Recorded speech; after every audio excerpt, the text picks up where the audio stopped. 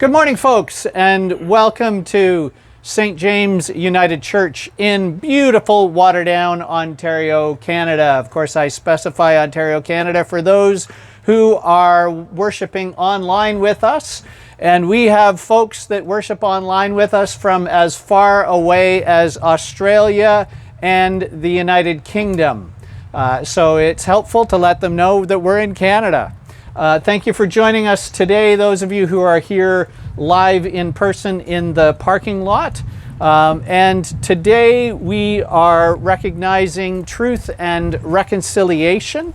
The federal government has instituted a new day, National Day of Remembrance for Truth and Reconciliation on September 30th, and this is the Sunday preceding that. So we take this time in our worship today to recognize that.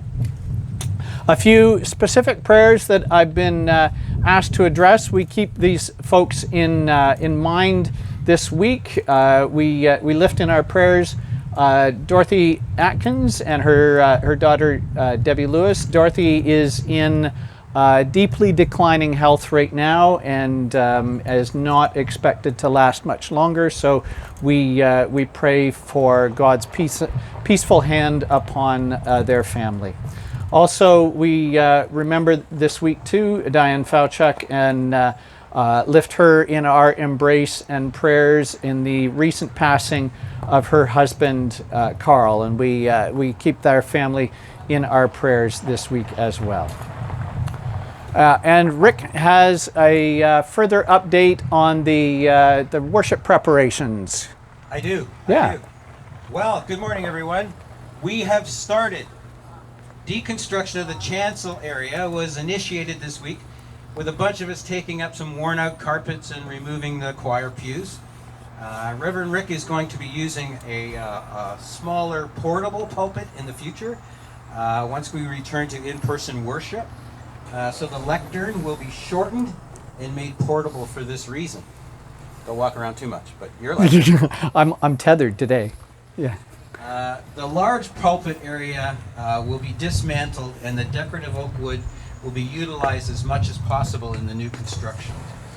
The three steps leading up to the chancel area from the sanctuary will be lengthened to reach both sides, so that the steps will be much wider. And the 10-foot thrust platform will be constructed in the middle to create a focal point for worship.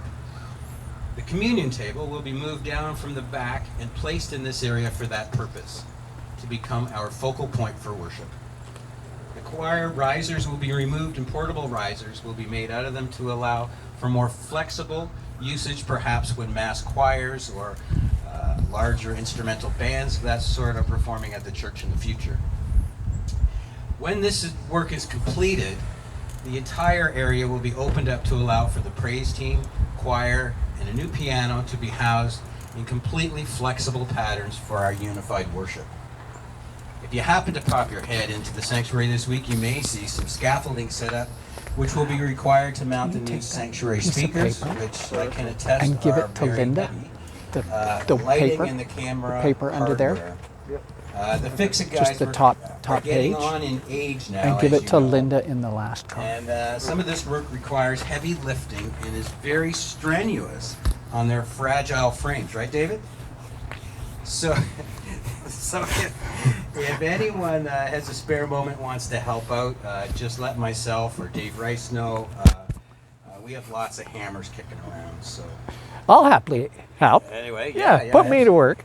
There will be pictures posted on our website and perhaps in our weekly e-blast following the progress of the sanctuary renovations. To make sure, so make sure you check those out as well. And next week we'll conclude our weekly discussions around the church renovations by talking about the renovations to the sanctuary itself. If there are any questions at all around these renovations, feel free to talk to myself or the Fix-It guys or Linda. And that's about it. Thanks be to God. Yeah.